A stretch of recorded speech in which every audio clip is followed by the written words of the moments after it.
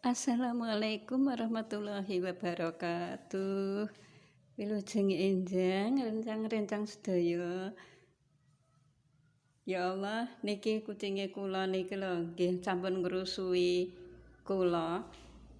Wilujeng enjing niki kula namung badhe nglanjutaken rikala tanggal 16 September kala wingi rencang-rencang kan berkarya ngengingi jampele ompreng lah nika rencang-rencang sedayanipun banyak jenis-jenis jampel ompreng nika niki di antaranipun niki niki bulat nika bulat terus menika segi empat dengan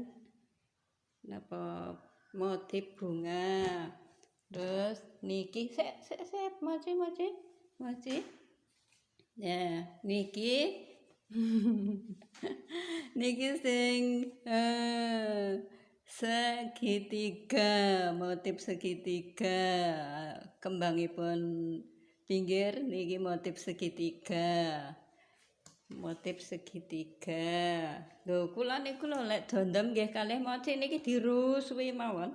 Lah niki akhire nggih dados akhire niki wau sing motif bunga-bunga, terus niki segitiga, terus niki nggih wonten niki alit segitiga segi empat rencang-rencang sedayanipun menika panjenengan mangke banyak napa nggih manfaatipun saged mawon niki mangke damel lemek barang panas nggih saged terus lek niki pancen kula napa nggih damel ompreng, damel ngentas ompreng panas niki ompreng nggih. Nah, ngeten niki.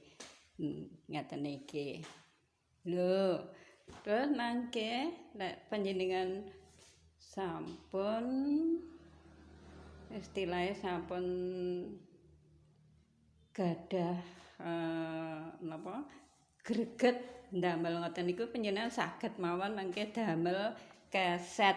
Nah niki keset oval. Terus niki wau oval. Niki. Terus niki sing dilungguhi moci niki segi empat. Terus niki nggih segi empat. Rencang-rencang sedayanipun menika kala wau jatosipun napa to? Nggih namung manfaataken kain-kain amoh utawa lungsuran niku kersane wonten manfaatipun tinimbang namung dibucal ngoten kemawon. Lah terus umpami dipun paringne tangga tepalih kan nggih sampun boten sak menika kok kadosipun sampun boten layak nggih soalipun masyarakat sampun napa nggih istilah niku umpami tumbas sing enggal ngoten pun murwat empun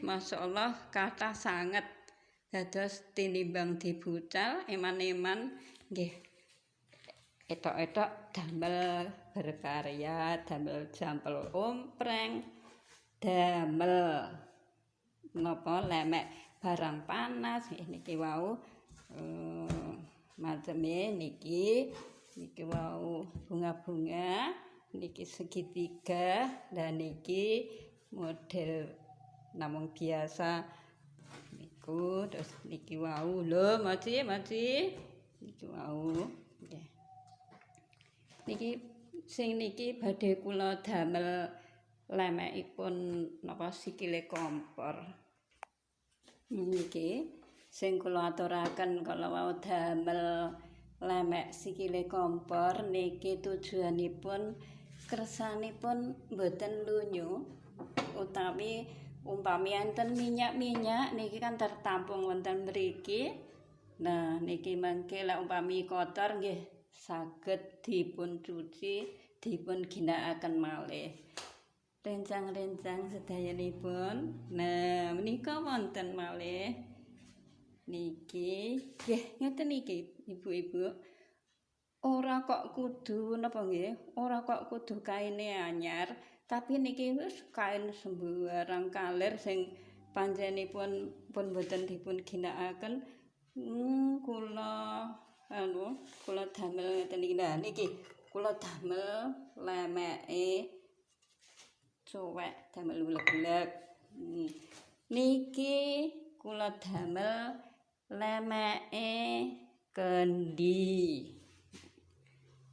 Niki antawisipun sing sampun saged damel keset.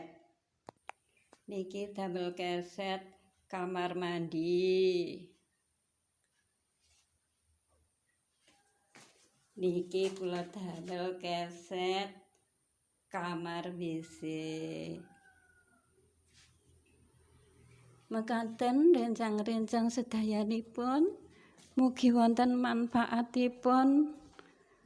Kula namung nyuwun gunging pangapunten mbok menawi wonten lepat kula anggenipun kula matur ganggu panjenengan sami anggenipun makarya. Nuwun-nuwun matur nuwun. Wassalamualaikum.